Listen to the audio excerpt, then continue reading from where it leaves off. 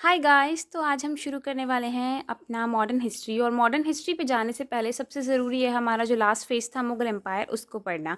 तो मुग़ल एम्पायर कैसे ख़त्म हुआ ये जानना बहुत ज़रूरी है। तो हमें पता था कि ग्रेट मुगल्स जो थे वो बाबर से शुरू होते हैं। बाबर ने एम्पायर की स्टार्टिंग की थी इब्राहिम लोदी से लड़ाई कर कर। फर्स्ट पानीपत की जो लड़ाई थी वो बाबर और इब्राहिम लोदी के बीच में हुई थी। उसके बाद औरंगज़ेब के टाइम तक आते आते ना पूरा जो एम्पायर है वो एक मैक्सिमम जो पॉइंट होता है वहाँ तक पहुँच चुका था। औरंगज़ेब का रूल था 1618 से 1707 तक। इसके 3 बेटों ने आपस में लड़ाई करी इसके मरने के बाद। तो उनमें से सबसे बड़े जो थे बहादुर शाह, जिनकी 65 साल उम्र थी, वो सक्सीड हो गए, ठीक है। वो हिंदूज़ के अगेंस्ट थे, ठीक है। और उन्होंने क्या करा था, संदेशमुखी और चौथ 2 टैक्सेस लगाए थे। संदेशमुखी था 10% जो लैंड रेवेन्यू पे रखता है, और चौथ तो हमें पता है ना, हम बोलते हैं चौथे को चौथ, हम ऐसे रिवाइज कर सकते हैं। चौथ मतलब 25% ऑफ लैंड रेवेन्यू। उसके बाद इन्होंने सिख के जो गुरु थे उनको थोड़ा शांत करने की कोशिश की थी ताकि उनको मतलब लड़ाई ना हो आपस में। तो उन्होंने एक मिलिट्री रैंक दे दी थी उन्हें। पर गुरु गोविंद सिंह के डेथ के बाद बंदा बहादुर जो उनके एक चीफ मिलिट्री के मेंबर थे, उन्होंने बहादुर शाह के अगेंस्ट कैंपिंग शुरू किया था, मतलब लड़ाई शुरू कर दी थी। उसके बाद जो उनका एम्पायर धीरे धीरे गिरने लगा था। 1707 तक आते आते ये देखो कि 13 करोड़ रुपए खत्म हो चुके थे, और 1712 में वो सिविल वॉर के अंडर मर गए थे। उसके बाद आए थे जहांदार शाह। जहांदार शाह 712 से 713 तक रहे थे। ये मतलब ऐसे ही थे, इनका कोई कैपेबिलिटी ऐसी थी नहीं। ये जहांदार शाह जुल्फ़िकार खान की वजह से रूल कर पाए थे। वो उनके वज़ीर थे। तो वज़ीर टर्म का बहुत यूज़ होता है। वज़ीर होता है एक तरीके से जो चीफ़ नोबल होते हैं, जो सारा काम सँभालते हैं। ज़ुल्फ़िकार खान जो थे वो हिंदू के तरफ बहुत ज़्यादा फ़ैमिलियर थे। जज़िया को इन्होंने बंद कर दिया था। जज़िया एक टैक्स होता था, हिंदू पिलग्रिमेज टैक्स जो होता था कि आप तीर्थ यात्रा पर जा रहे हो तो वो आपको देना पड़ता था। इन्होंने जयसिंह जो आमेर के थे उनको गवर्नर बना दिया। ये चीज़ें इतनी ज़्यादा इंपॉर्टेंट नहीं है, बस ये जान लो कि ये हिंदूज़ के टुवर्ड्स बहुत ज़्यादा फ्रेंडली थे। प्लस में इन्होंने मराठास को चौथ और संदेशमुखी दोनों टैक्सेस दे दिए थे।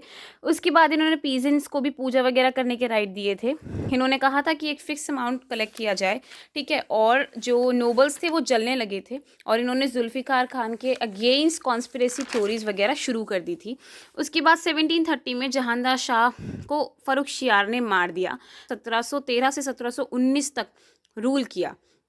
फ़र्रुखशियार का रूलिंग में सबसे ज़्यादा हाथ था सैयद ब्रदर्स का, जिनको किंग मेकर भी कहा जाता है, क्योंकि ये 2 भाई थे। सबसे पहली चीज़, ये थे कौन? ये 2 भाई थे। एक अब्दुल खान था जो वज़ीर था उनका, जो रेवेन्यू संभालता था, और एक थे हुसैन अली खान जो मीर बख्शी थे, जो मिलिट्री का संभालते थे। तो इन्हें किंग मेकर कहा जाता था, ठीक है। उसके बाद 1719 में सैयद ब्रदर्स ने खुद मिलकर फ़र्रुखशियार को मार दिया, क्योंकि उन्हें लगता था यार ये मजबूत नहीं है, ये अच्छा किंग नहीं है, ही वॉज वीक, तो उसको मार दिया। उसके बाद मोहम्मद शाह आए थे 1719 से 1748 तक। अब इसके अंडर भी क्या होता था कि सैयद ब्रदर्स जो थे वो पॉलिसीज़ बनाते थे। इन्होंने जजिया को अबॉलिश कर दिया था, ठीक है। उसके बाद जाट के जो चीफ थे उनके साथ इन्होंने अलायंस कर ली थी।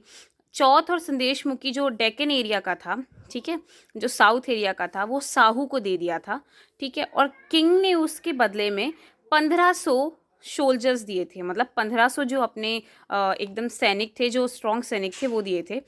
अब सैयद्स कैसे हारे, सैयद की पावर कैसे ख़त्म हुई, इनके अगेंस्ट कॉन्स्पिरेसी होने लगी थी, क्योंकि आप लोगों को पता है जैसे कोई सक्सेसफुल होता है उसके अगेंस्ट कॉन्स्पिरेसी बहुत होती हैं। उसकी फाइनेंशियल पावर ख़त्म होने लगी थी, फाइनेंशियल पोजीशन ख़त्म होने लगी थी। ज़मींदारों ने टैक्स देने से मना कर दिया था कि सैलरी नहीं थी, ठीक है। और जब सैलरी नहीं मिल रही है तो जो आपके मिलिट्री के बंदे थे, जो आपके सोल्जर्स थे, जो आपके सैनिक थे, उन्होंने भी अपनी जिम्मेदारी से पलड़ा झाड़ लिया था। उसके बाद आते निज़ाम उल मुल्क। निज़ाम उल मुल्क जो थे उन्होंने सैयद ब्रदर्स के अगेंस्ट कॉन्स्पिरेसी की थी अपने बाप के साथ मिलके, और इन्होंने सैयद ब्रदर्स को कहा था नमक हराम, मतलब जिस मिट्टी का खाया, जिसका खाया उसी को मार गिराया, तो तुम किसके सच्चे हो। अब 1720 में हुसैन अली खान का मर्डर हो चुका था और अब्दुल्ला खान को हरा दिया गया था आगरा में। उसके बाद 1722 में क्या हुआ था, निज़ाम उल मुल्क जो थे वो वज़ीर बन गए थे मोहम्मद शाह के। अब मोहम्मद शाह जो थे वो उस टाइम के रूलर थे। मोहम्मद शाह वीक थे, करप्ट थे, इतने मजबूत नहीं थे। तो 1724 में निज़ाम अब अपना छोड़कर चले गए थे। उन्होंने कहा मैं तो हैदराबाद को अपनी सिटी बनाऊंगा, और यहाँ से मुगल्स का ब्रेकिंग पॉइंट शुरू होता है। अब पूरी पावर डगमगाई हुई थी, कोई कहीं रूल कर रहा है, कोई कहीं रूल कर रहा है, बहुत ज़्यादा इंडिपेंडेंट तरीके से रूलिंग शुरू हो गई थी। डिवीज़न ऑफ पावर हो चुका था 38-39 के बीच में। नादिर शाह ने इन्वेजन किया, इन्होंने इंडिया में इन्वेड किया, नॉर्थ वेस्ट हिस्से में इन्होंने 1738 में एंटर किया, मुगल्स के अगेंस्ट लड़ाई करी और मोहम्मद शाह को कैदी बना लिया। 70 करोड़ रुपए लेके गए थे, मतलब 3 साल का जो उनका टैक्स था वो उन्होंने वहाँ माफ़ कर दिया था अपने राज्य में। ये इतना 70 करोड़ रुपए लेके गए थे। तो तुम सोचो यार, भारत को सोने की चिड़िया ऐसे ही नहीं कहा जाता, सोने की चिड़िया किसी रीज़न से कहा जाता है। उसके बाद हमारा कोहिनूर भी ले गए थे, प्लस में जो पीकॉक थ्रोन है, जो शाहजहां का पीकॉक थ्रोन है, उसको भी ये ले गए थे। हम वो लाल किले में हुआ करता था किसी वक्त पर उसको नादिर शाह ने चुरा लिया था। तो ये एक तरीके से छोटे इंसान थे और ये यहाँ से ले गए थे।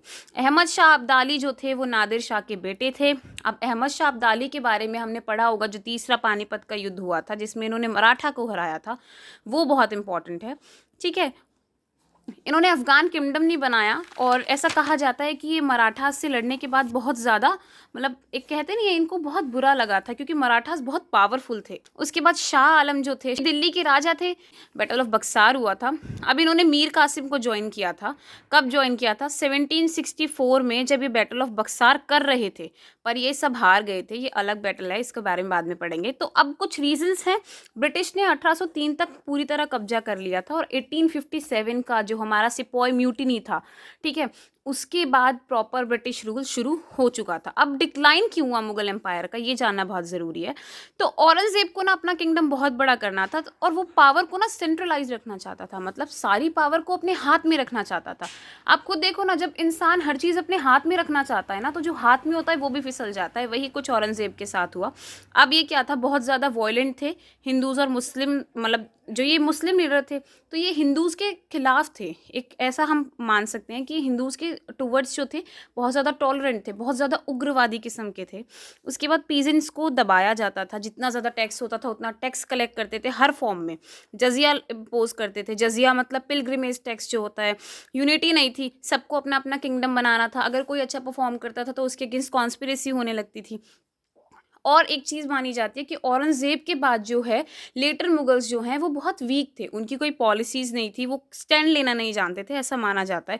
उनके नोबल्स बहुत ज़्यादा सेल्फिश थे क्योंकि अब सबको अपना राज्य बनाना है, सबको राजा बनना है। और मुगल्स आपस में लड़ने लगे थे यार कुछ टाइम के बाद। उसके बाद पीजेंट्स जो थे वो लड़ाई और युद्ध, मतलब उन्होंने क्रांति की तरफ अपना ध्यान देना शुरू कर दिया था।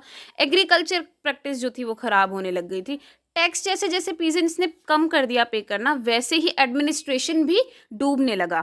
उसके बाद मिलिट्री स्ट्रेंथ भी अफेक्ट थी क्योंकि अगर आप किसी को सैलरी नहीं दोगे, चाहे वो कितना ही लॉयल क्यों ना हो, वो भी अपने कदम पीछे कर लेगा। उसके बाद फॉरेन इन्वेजन बहुत इंपॉर्टेंट फैक्टर है। अगर हम फॉरेन इन्वेजन की बात करें तो हमने पढ़ा नादिर शाह का फॉरेन इन्वेजन हुआ था। ये अभी हमने यहाँ पे पढ़ा था कि नादिर शाह का फॉरेन इन्वेजन हुआ था, तो ये बहुत इंपॉर्टेंट था। तो ये पहला पॉइंट है हमारा मॉडर्न इंडिया में कि कैसे मुगल एम्पायर डिक्लाइन हुआ। अब इसके बाद हम पढ़ेंगे कि इंडियन स्टेट्स और सोसाइटीज़ जो अलग अलग फॉर्म हुई थी तो वो कौन कौन सी थी और क्या क्या उनके बेसिक पॉइंट्स हैं। ये मेरे बुलेट पॉइंट्स हैं, ये नोट्स मैंने खुद प्रिपेयर किए, तो आई होप आप लोगों को पसंद आएगा। हाँ, मेरा कुछ मिस्टेक है बोलते वक्त, तो उसको नज़रअंदाज कर देना। बाकी कोई बात हो तो कॉमेंट सेक्शन में ज़रूर बताना। तब तक के लिए बाय बाय, पढ़ते रहिए और फिर से डिस्कस करेंगे कुछ नया कुछ अच्छा। ख्याल रखें और गुड लक।